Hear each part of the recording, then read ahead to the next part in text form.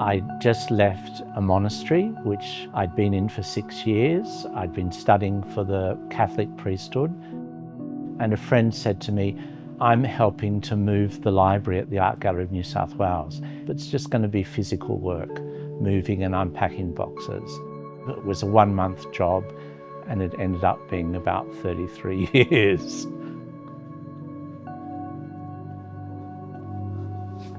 There's good, comfortable chairs. In a strange way, the gallery was kind of like a monastery. It actually felt very familiar to me to be a part of this kind of community of people that were bound together by ideas and aspirations and ideals.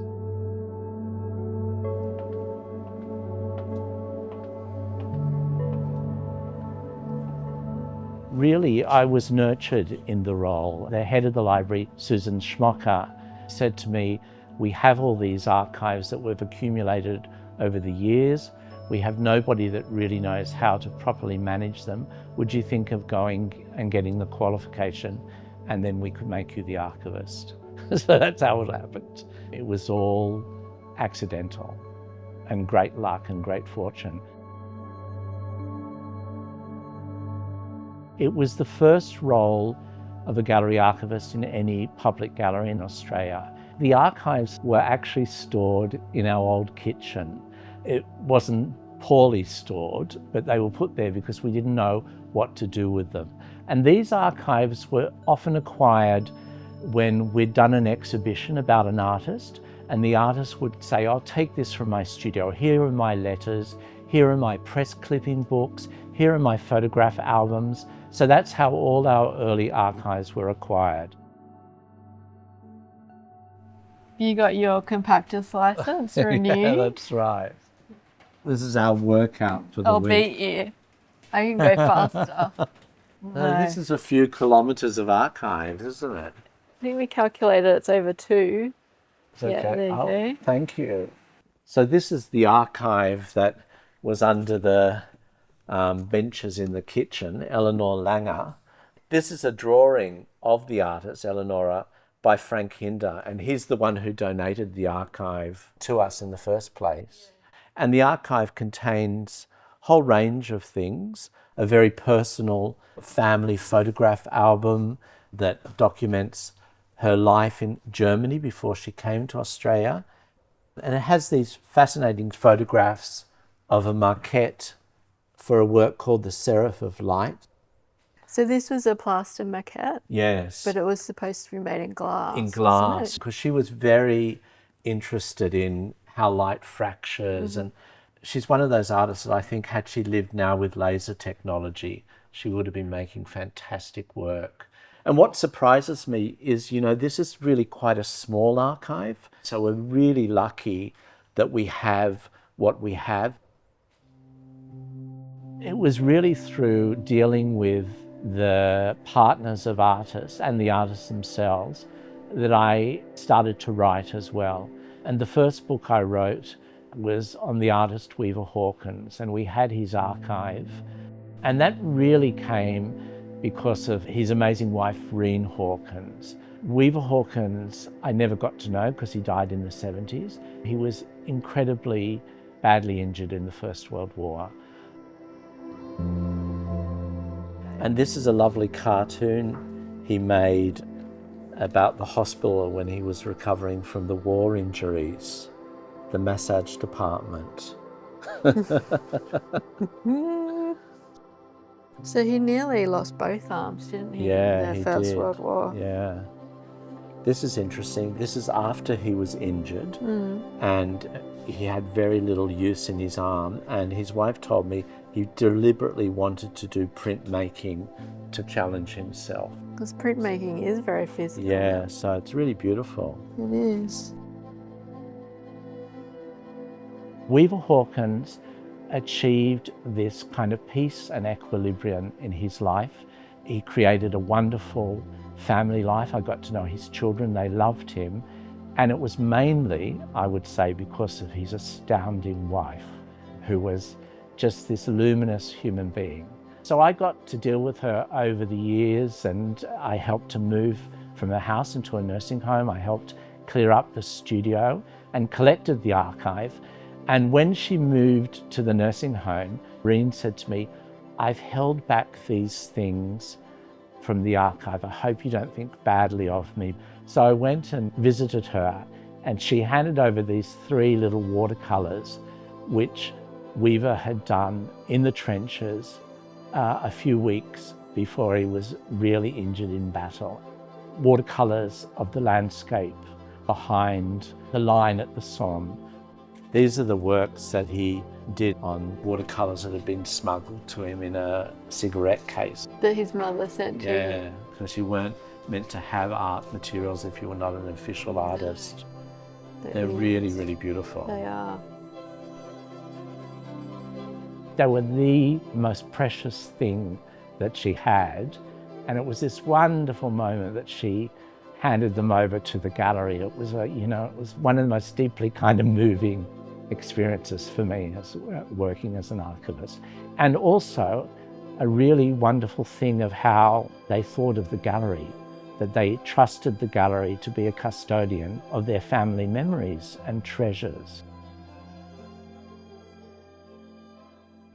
From 1991, we were really systematic about artists that need to be represented in our archive. They're interesting, or they're not really well known, or they practice an art form that didn't result in paintings that you could hang on a gallery wall.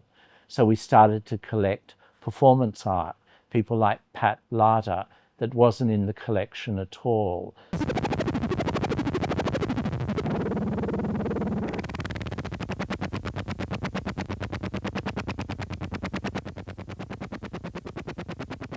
Now, where's Pat? She's just here. Okay, there's a lot. There is a lot. So what do we want? So we've got here, and all down All here. the photographs. Yeah. Her mail art is in here, I think. Then her performances are in here. Here we go. Ceramic bra. It's always fun opening up a Pat Larter box. Yeah, there's always surprises. Yes. So this is a box of mail art, MAIL. So the mail art network really began in probably the 60s, and it was a way for artists to disseminate their work directly to each other.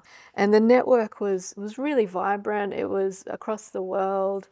They would set up exhibitions, so Pat was being exhibited overseas. Yeah.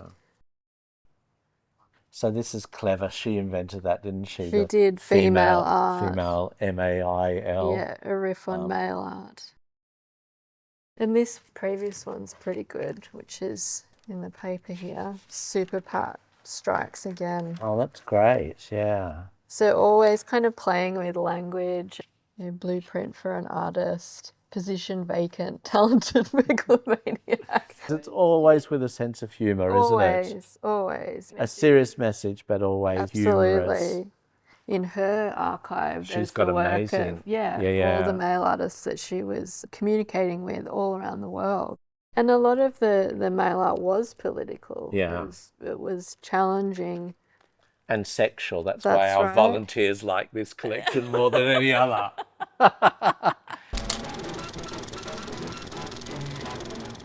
So the Larters moved to Australia in the 50s. Yeah. She kind of started with her mail art in probably the 70s. So prior to that, she was performing. Dick would photograph. They were making films together. So also in Pat's archive are these folders of stills of her performances. Okay. So Paranoid Grunt, Get Tarted. And these were often made as films, weren't they? They were, yeah. And some of these costumes and we have in the archive, props, don't we? Yeah, We've got do. The props. We do. In here, we've got this wonderful ceramic bra that she made. Oh, yeah. So she'd wear these. She'd wear it. Oh, yeah. that's fab. Isn't it?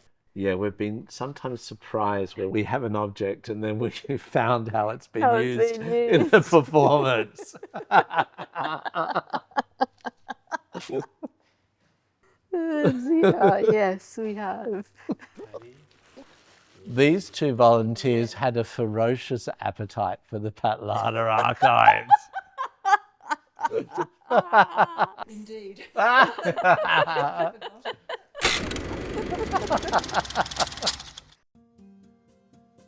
The archive was getting increasingly more significant donations and larger collections. And one of the really big donations was in 2016 of the archive of the Biennale of Sydney.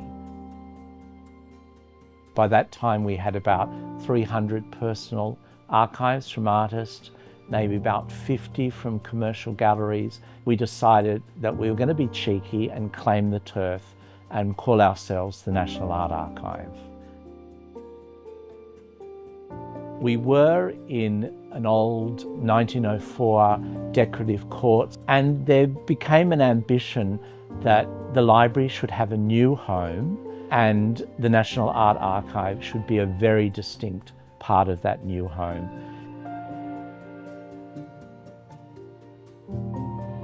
So with the architects, our wish list for them was a space that had different areas for people to engage with, the different types of collection.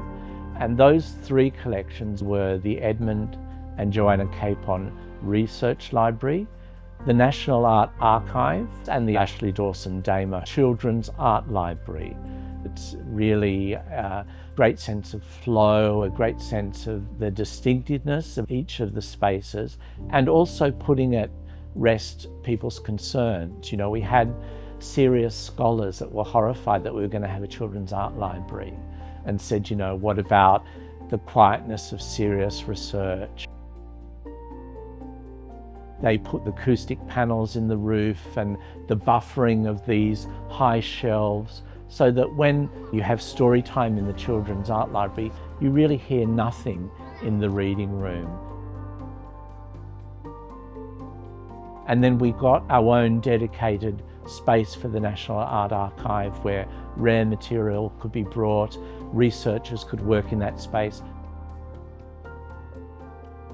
And everybody got excited about the Children's Art Library in their own way. And it was really Maud, the Director of Collections, with the Senior Librarian Claire, that wanted everything that happened to be driven by artists. We decided that we would have books about artists, books by artists, and First Nations books, and have a really strong representation of children's art books in languages other than English as well. Other libraries in other galleries in Australia, most of them have gone backwards and have shrunk and have moved to less visible spaces, and we haven't. We've moved to a much more visible space. As many people have said, one of the most beautiful spaces for a museum, library and archive, not only in Australia, but also in the world. I suppose I associate the gallery very much with my personal development. You know, I was quite a sheltered person in terms of my experience when I started to work here, and the exhibitions and the staff really expanded my horizons. The library team, it's a bit of an eccentric team. It's a very diverse group of people who love and believe in the work of the gallery. And many of the staff, along serving staff, you know, we've worked together basically all our working lives. I've got a really personal take on that because when I was in the monastery, most people think the vows are poverty, chastity and obedience, but the older monastic orders took 3 vows: obedience, stability, and a third one called conversion of manners. You know, I really think, looking back on my life, I was led to take those vows at the gallery. Stability, without a doubt. I was here for my entire working life. Benedict said if something was worth doing, it's worth giving your entire life's work to. And so a lot of us in the library take the monastic vow of stability. I think we take the monastic vow of obedience. We're obedient because we're serving the public and the gallery. And the last one, conversion of manners, is the most moving because for St. Benedict, that happened with living with people. It meant becoming emotionally mature and rounded as a human being. And you only had that by bearing with each other and loving each other and working together. I've always thought of those vows, and I think that we all live them in some way.